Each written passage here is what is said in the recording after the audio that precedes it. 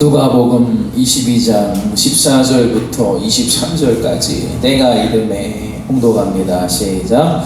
때가 이름에 예수께서 사도들과 함께 앉으사 이르시되 내가 고난을 받기 전에 너희와 함께 이 유월절 먹기를 원하였노라.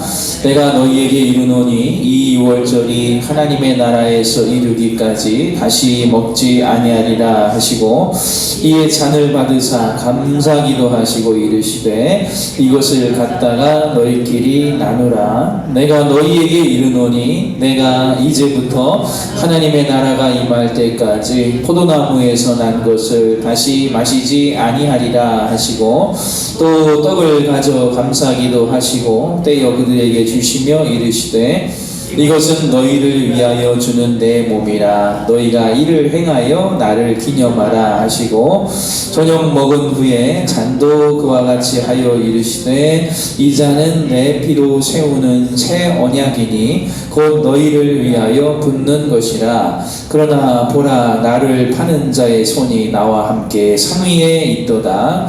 인자는 이미 작정된 대로 가거니와 그를 파는 그 사람에게는 화가 있으리로다 하시니 그들이 서로 묻되 우리 중에서 이 일을 행할 자가 누구일까 하더라. 아멘. 하나님의 말씀입니다. 한번 따라해 보실까요? 이 유월절. 네, 이 유월절입니다. 이 유월절. 이 유월절을 지켜서 계속 기념하라. 하나님의 나라가 제대로 임한 그 순간까지 옛날 유월절 말고 이 유월절이요.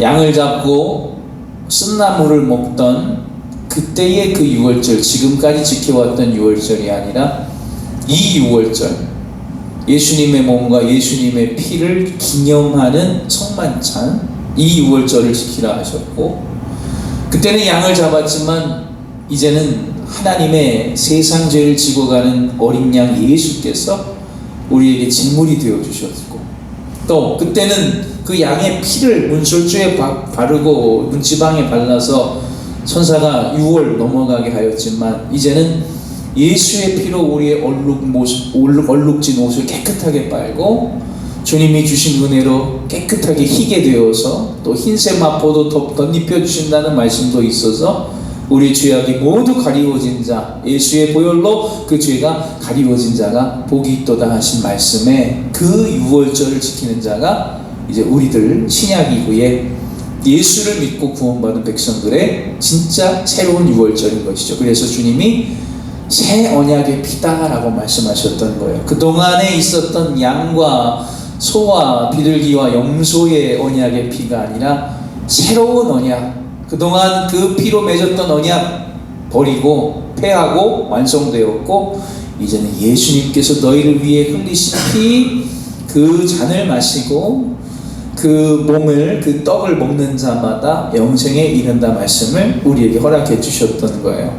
그러므로 우리도 엄밀히 말하면 유월절을 지키고 있느냐라고 물어보면 우리도 당연히 지키고 있는 사람들입니다. 그러나 구약에 있는 그날의 유월절이 아니라 예수님께서 우리에게 새로 말씀하신 기념하라 하셨던, 너희들이 모여서 떡을 먹을 때마다 예수님이 우리를 위해 찢기신 것을 기억하고 또 포도주 잔을 마실 때마다 그날 그 천국에서 최종적으로 그 잔치자리에 마실 그때의 그 포도주를 그때 마실 것을 기념하고 바라보며 소망하면서 예수님이 나를 위해 흘리신 피를 기념하라, 보혈을 기념하라, 그 은혜를 우리에게 허락해 주셨던 거예요. 우리도 매일매일 우리가 살아가면서 하나님의 은혜로 우리가 살고 있음을 고백하는 은혜의 성도들이 되시기를 바라고, 주님이 우리를 살리시기 위해 찢기시고 흘리신 몸과 피가 있었음을 잊지 아니하는 그런 성도들이 되시기를 바랍니다.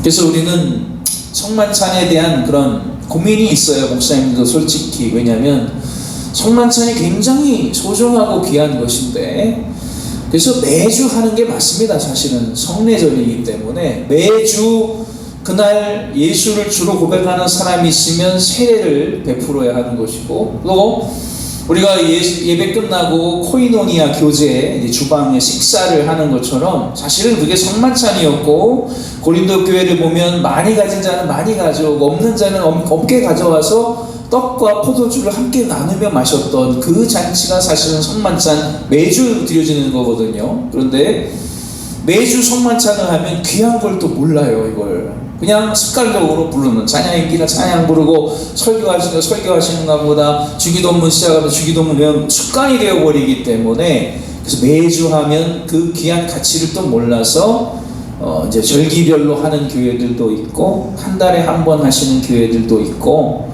그 성만찬의 가치를 높이기 위해서 연구하고 나름대로 교회에 적용하는 그런 목사님들의 목회 방침이 이제 적용이 된다는 것이죠. 그래서 예수님이 우리에게 정하신 성리의 거룩한 예식이 두 가지뿐이거든요. 세례식과 성만찬입니다. 그래서 이것이 우리가 그동안 겪었던 코로나도 이기는 힘이에요. 왜인지 아세요? 코로나가 와서 모임이 폐쇄되고 서로 감염이 되기 때문에 집에서 드려라, 영상으로 드려라, 따로 드려라 했지만, 그러면 뭐가 안 되느냐? 성만찬이 안 됩니다.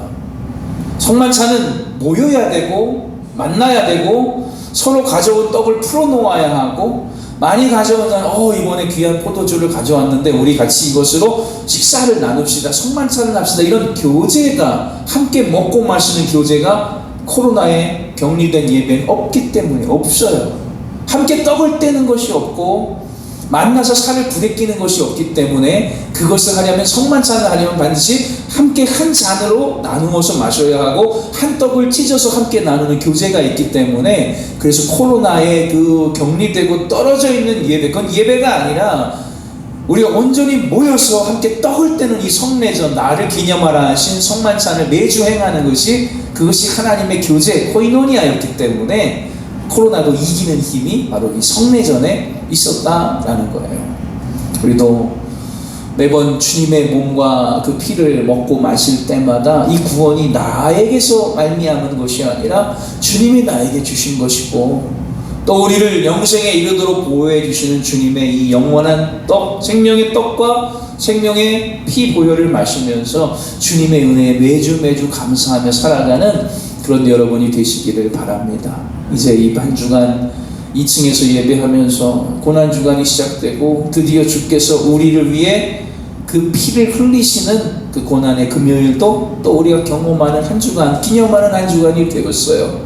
주님과 함께 고난에 참여하고 주님의 그 고난을 기뻐하고 감사하면서, 그래서 부활이 기쁜 그런 믿음의 성도들이 되시기를 주님의 이름으로 간절히 축복합니다. 아멘. 기도하겠습니다.